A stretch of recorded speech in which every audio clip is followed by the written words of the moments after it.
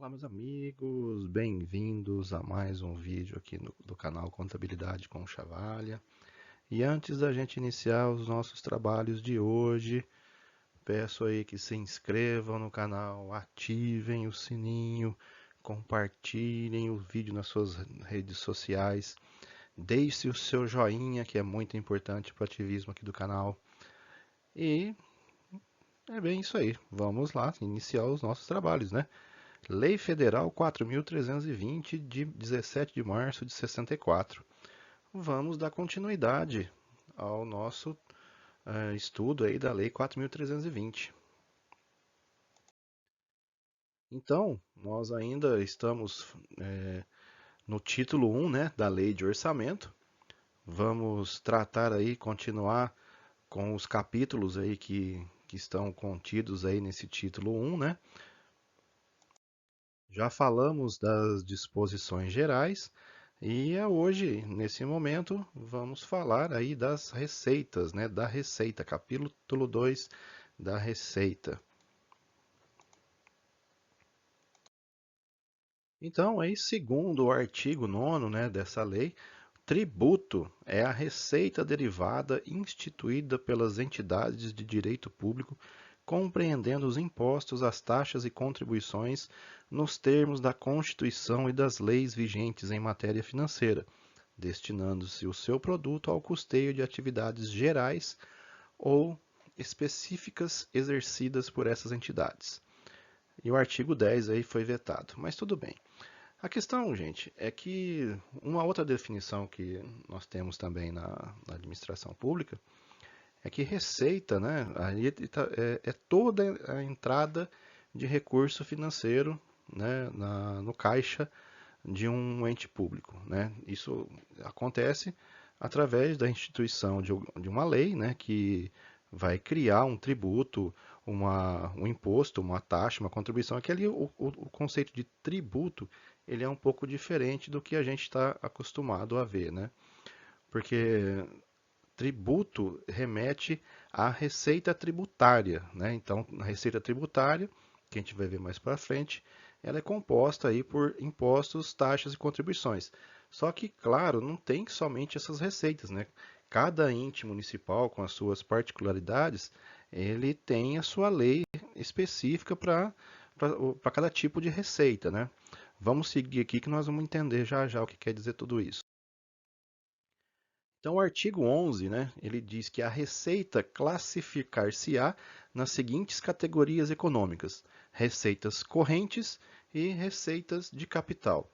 Né? Parágrafo 1º, ele já diz ali, são receitas correntes as receitas tributária, de contribuições, patrimonial, agropecuária, industrial, de serviços e outras, e ainda as provenientes de recursos financeiros recebidos de outras pessoas de direito público ou privado, quando destinadas a atender despesas classificáveis em despesas correntes.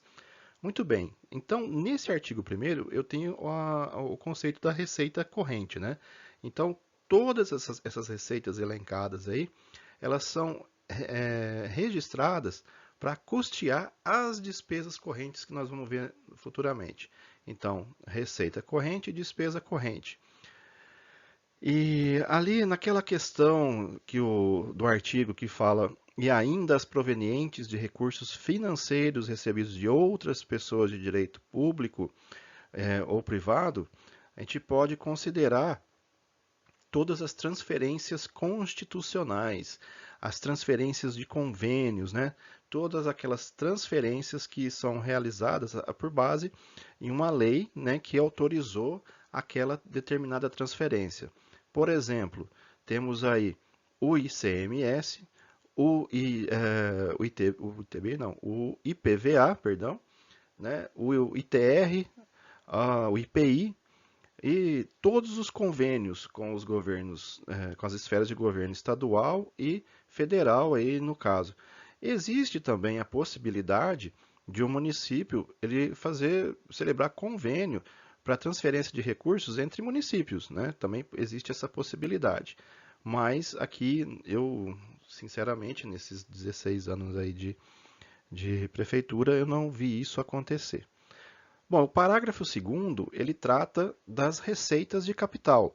Então, são receitas de capital as provenientes da realização de recursos financeiros oriundos de constituição de dívidas, da conversão em espécie de bens e direitos, os recursos recebidos de outras pessoas de direito público ou privado, destinados a atender despesas classificáveis em despesas de capital, e ainda o superávit do orçamento corrente.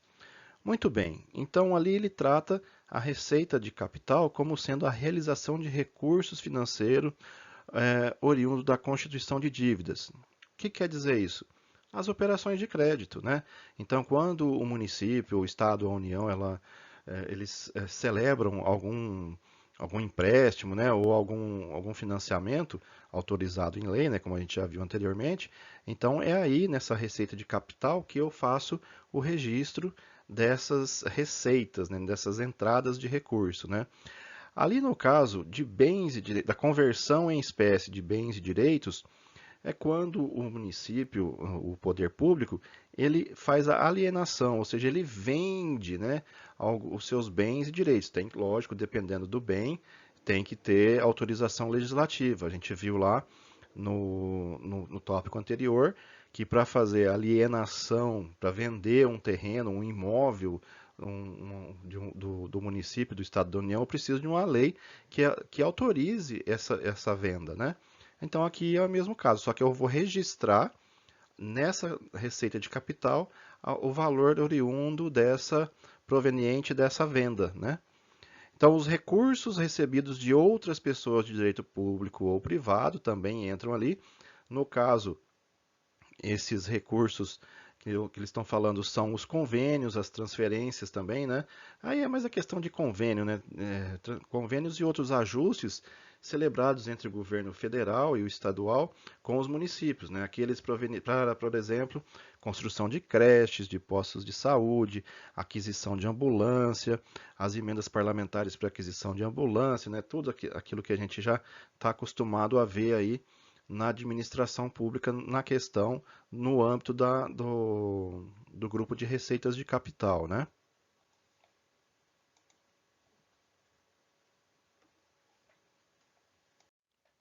Um dado interessante aqui com relação ao parágrafo terceiro, né, o superávit do orçamento corrente resultante do balanceamento dos totais das receitas e despesas correntes apurado na demonstração a que se refere o anexo 1 não constituirá item de receita orçamentária. Isso daí, ele quer dizer o seguinte, lá no anexo 1, quando a gente monta o projeto de lei, né, eu tenho que fazer um bate, né, uma continha de mais e menos, né, uma continha de subtração em relação à receita corrente e à despesa corrente, de acordo com suas fontes. Então ali eu vou detectar que eu tenho mais receita corrente do que despesa corrente, né? E mais despesa de capital do que receita de capital. Mas veja, que isso é comum, porque como as receitas, elas, a sua maioria, né, não tem uma vinculação, eu posso utilizar essas receitas correntes aí também, o fruto, né, da arrecadação das receitas correntes, para custear despesas de capital. Isso nada impede, né? É que, como diz lá que o orçamento tem a unidade, né, a universalidade, então todas as receitas elas poderiam, assim, de certa forma, né, vamos dizer assim, por fonte, custear todas as despesas. Mas, né, ali naquele anexo 1 fica evidenciado essa equação aí, né, de receita corrente menos despesa corrente. E aí esse superávit, vamos dizer assim, não pode ser constituído receita orçamentária, né? É só para demonstrar realmente que a receita corrente ela é maior do que a despesa corrente e eu posso utilizar para pagar, para custear as despesas de capital. Aí o parágrafo quarto ele já começa já a classificação, demonstra, né, a classificação da receita de acordo com esse esqueminha aí que a gente vai ver agora. Então eu tenho todas as receitas correntes elas são divididas entre receita tributária, de contribuições, patrimonial, agropecuária, industrial, de serviços, as transferências correntes e as outras receitas correntes. Então, receita tributária, né, geralmente ah, são aquelas, no caso da prefeitura, que é o nosso foco aqui, são os impostos próprios do município, que é o imposto de renda da pessoa jurídica, a retenção de imposto de renda da pessoa física, o ITBI, o ISS, o IPTU, né? As taxas de lixo, as contribuições de melhoria que existiam aí, hoje dificilmente você vê, né? Porque geralmente não é mais o município, quando alguém faz o loteamento, já tem que entregar tudo pronto, né? Aí essas melhorias, elas, quando você asfaltava uma rua, por exemplo, você cobrava o asfalto das pessoas daquela rua. Isso hoje já não existe mais, ou pouco existe, pelo menos nos municípios maiores, porque essa expansão do município já é prevista, né, quando em algumas cidades tem as leis aí do plano diretor, né, que já prevê isso aí, quando você vai lançar um empreendimento novo, já tem que ter toda a infraestrutura, então você dificilmente vê isso hoje. Receita de contribuições que está ali, para quem, para os municípios que possuem lá a, as suas, o seu regime próprio de previdência social. Então, ali, as receitas que vão ser registradas ali são as despesas de encargos sociais que a gente registra lá nas despesas da prefeitura, por exemplo. Receita patrimonial, ela geralmente é o fruto da arrecadação, perdão, é o fruto dos, dos fundos de aplicação financeira, né? Então, fica lá o dinheiro não pode ficar sem estar aplicado em algum fundo em algum fundo financeiro. Tem também os aluguéis que a prefeitura pode cobrar de algum determinado imóvel, né? E aí essas outras de agropecuária, industrial, elas praticamente não se aplicam aos municípios, né? A não ser que o município tenha alguma atividade que tenha receita em algum momento nesse sentido, né? Por exemplo, a receita de serviços que a gente tem, vou passar lá para de serviços, que é o caso aqui de Sorocaba, são as taxas de água e né, de fornecimento de água e de esgoto, né? Então, elas estão ali dentro das receitas de serviços. Dentro das transferências correntes estão registradas todas as transferências do Estado e da União.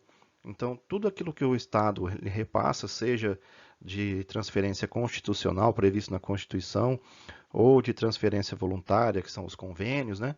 Está tudo ali previsto, lançado ali dentro das transferências correntes.